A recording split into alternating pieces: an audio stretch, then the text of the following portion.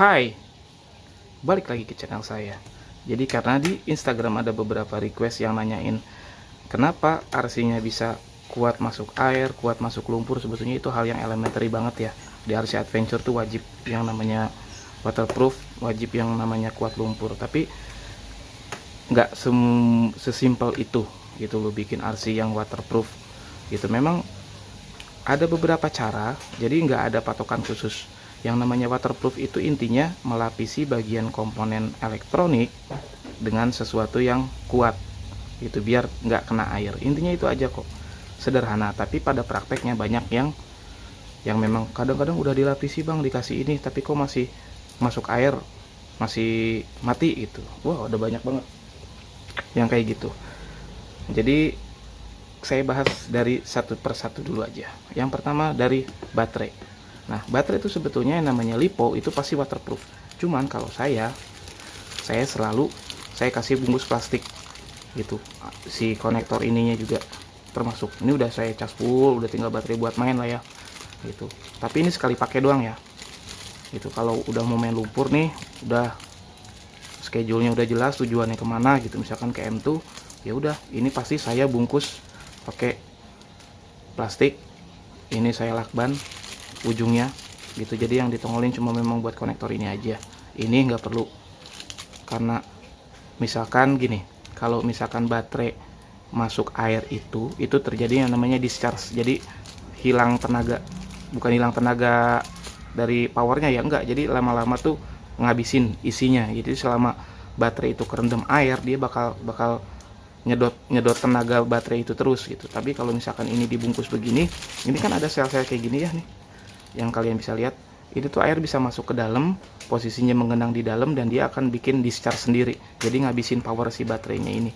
Cuman kalau dibungkus, kemungkinan discharge itu cuma dari konektor ini aja gitu. Kalau konektor ini kan udah masuk juga ke konektor yang ada di sini, jadi nggak terlalu menggenang air banyak. Jadi kemungkinan discharge di baterai ini itu lebih sedikit kalau misalkan dibungkus gitu. Kalau basicnya aman sih aman, nggak bakalan, biarpun kayak gini gitu masuk air meledak gitu, nggak bakalan, tetap aman. Cuman memang ke satu, baterai itu akan tetap bersih gitu, karena saya suka ngeliat baterai yang bersih kayak gini gitu, jadi kayak baru. Terus discharge-nya juga lebih minim gitu, manfaatnya dibungkus. Jadi kalau misalkan bisa dibungkus aja baterainya, karena baterai itu nggak terlalu murah juga, salah satu komponen mahal di RC.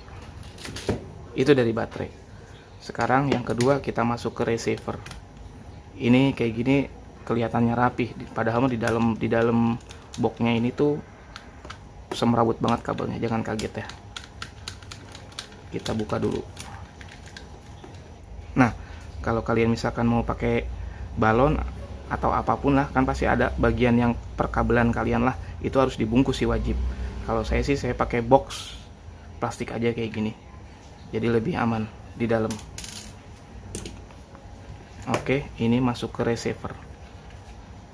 Lihat, receiver saya itu udah saya buka, jadi saya udah nggak pakai boxnya lagi. Ini udah saya waterproof. Nah, waterproof ini itu sebetulnya banyak banget yang bisa kalian coba. Misalkan kayak teman saya ada yang pakai kutek, ada yang pakai resin, ada yang pakai lem. Saya pakai lem ini nih, yang kayak gini, Dexton yang dua warna ini,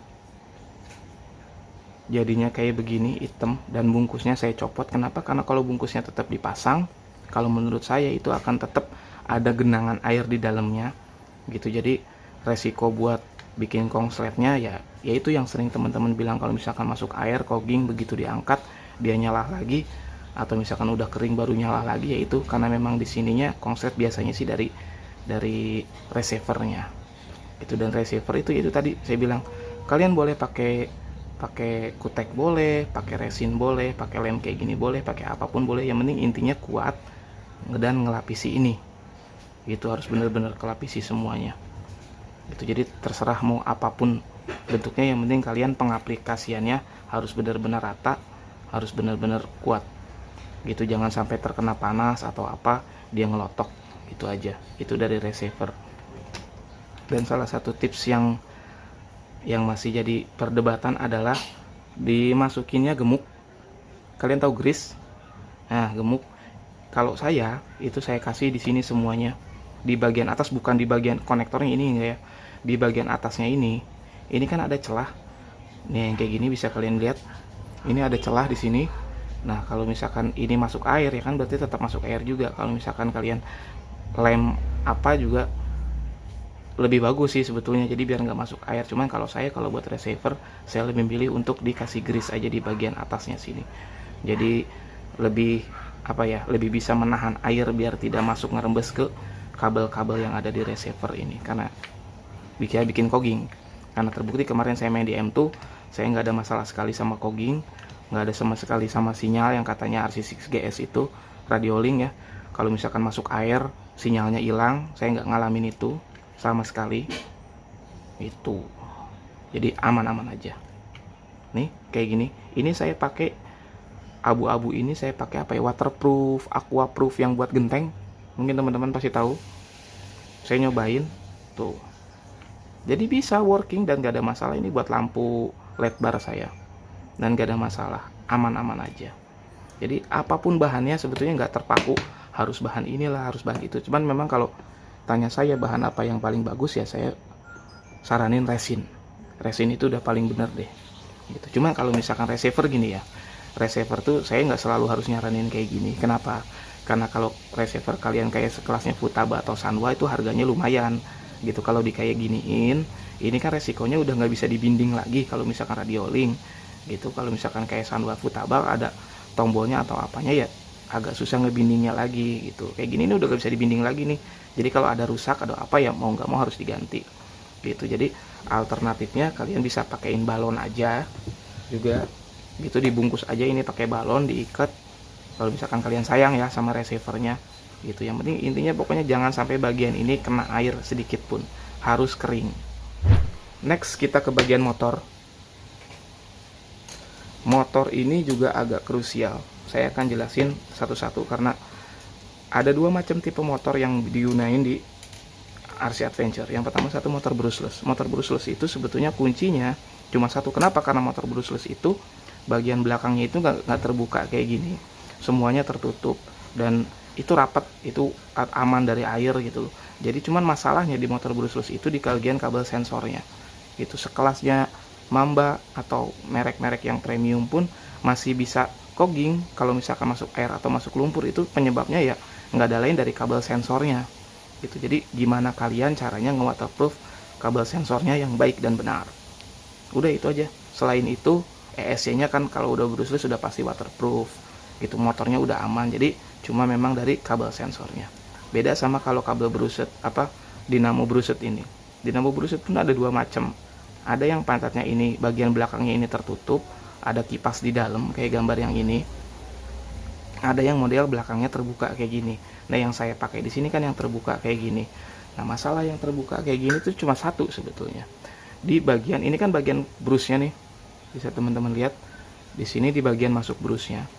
Ada dua, kiri kanan, dan ini kalau misalkan masuk brusnya ini ada kotoran, dia itu nggak nempel ke yang kalau biasa saya sebut ini kepala babi ya, yang di dalam, kumparan di dalam ini. Nah, kalau misalkan dia nggak nempel si ininya ke sini, pasti dia bakalan mati. Sederhana banget, kalian cuma siram air, tarik dikit, dia kan ada pernya ya, di sini nih kan pernya ini. Nah, ini udah, kalau misalkan ini udah lancar lagi, dia nekam lagi ke dalam, udah pasti nyala lagi. Gitu, sesederhana itu kalau dinamo brus. Jadi kalaupun misalkan mati kogging, udah pasti brusnya itu masuk air, masuk lumpur yang bikin si brusnya itu macet. Nah, jadi kalau kita udah tahu masalahnya di situ, solusinya ya berarti mau nggak mau kita harus tutup di bagian ininya kayak gini. Ini pakai Yakult. Ini idenya Om Jun ya, by the way. Saya tahunya dari Om Jun. Pakai Yakult. Agak sedikit lebih gede, tapi kalau kalian mau panasin dikit ya bisa pas. Jadi konsepnya ditutup kayak gini. Otomatis kabel harus keluar dulu ya. Gitu. Nanti jadinya ini dilakban, diisolasi aja. Nah, nanti kan ini udah terisolasi dan ini bakalan rapat banget gitu loh. Jadi udah nggak ada kemungkinan air atau lumpur masuk ke sini. Tapi yang harus dicatat yang penting satu, kalau kalian mau tutup kayak gini, usahain kalian harus bener-bener main air, main lumpur. Kenapa? Karena dinamonya ini nanti bakalan panas banget gitu kalau misalkan kalian nggak pakai buat main air. Jadi kalau misalkan saya tuh selalu bikin kayak gini nih. Saya bikin ventilasi ini sekali pakai juga. Jadi kalau misalkan saya main kayak di HKS kan kering ya, nggak ada lumpur, nggak ada apa-apa. Ini saya buka, nah kayak gini. Kalau teman-teman bisa lihat, ini lubang segini pun udah cukup gitu. Ini cuma sekitar 1,5 cm kali 1 cm di sini. Nah ini tuh udah cukup ngeluarin panas, dan main di HKS udah ya lebih panas memang dari biasanya, tapi nggak terlalu yang sampai overheat gitu. Ini ditutup. Kalau saya ini nggak pakai botol Yakult, saya pakai botol saus ABC yang kecil, ada di warung kok. Kalau saya udah mau main air, ya udah, ini tinggal ditutup aja pakai lakban, tapi lakbannya pakai lakban yang hitam gini ya, yang keras itu, yang biasa buat karpet. Jangan pakai lakban biasa. Kenapa? Kalau kena air suka ngangkat. Tapi kalau lakban yang ini kuat banget. Jadi mau kena air, mau kena lumpur, kena apa, dia tetap lengket. Ya, itu dinamo. Cuma itu aja. Jadi selagi kalian, ini kan nanti masih tetap ada yang lubang gini deh. Ini nggak usah ditutup. Saya aja nggak ditutup nih. Kenapa? Biar ada tetap air masuk, tapi bukan air kotor yang masuk gitu. Jadi tetap ada air bersih. Jadi suhu panasnya tetap kena air juga gitu. Jadi jangan ditutup serapet-pet semuanya gitu, karena kalau rapat semuanya ya dia nggak bisa ngebuang udara panas kemana pun. Tapi kalau masih ada ini kan masih ada aliran udara. Oke, untuk ESC lah standar lah, semuanya juga biasanya udah pasti waterproof. Karena saya pakai 1060 pun waterproofnya nggak pernah ada masalah tuh. Untuk servo juga sama. Nah untuk servo kan saya pakai SPT nih 35 kg. Dari sananya udah waterproof, jadi saya cuma waterproof di bagian luarnya sama kabelnya aja, yang bagian belakang itu saya kasih silen kaca, kalian tahu yang buat lem kaca ya, pokoknya kayak gini bentuknya. Ini andalan saya buat nge-waterproof kalau perkabelan kayak gini nih, yang dari luar, yang dari ini nih. Nah ini servo, karena ada kabelnya, saya waterproof dari sini biar tidak masuk air. Jadi si dinamonya nggak ada yang karatan. Kenapa? Karena musuhnya dinamo yang ada di dalam servo ini kan gampang banget karat kalau kena air. Jadi ini harus waterproof semuanya gitu. Sama kayak ini nih, lampu apa realistik saya, ini juga disilen semua. Jadi nggak pakai apapun, cuma pakai silen dan aman sampai sekarang. Gitu ya teman-teman, caranya nge-waterproof RC. Jadi bukan harus terpaku pakai bahan ini bahan itu, enggak. Sebetulnya intinya yang penting kalian cari bahan yang bisa mengeras, kuat sama panas, dan kalian pengaplikasiannya itu harus merata ke semuanya gitu. Jangan sampai ada bagian-bagian yang terbuka, karena namanya waterproof itu harus semuanya.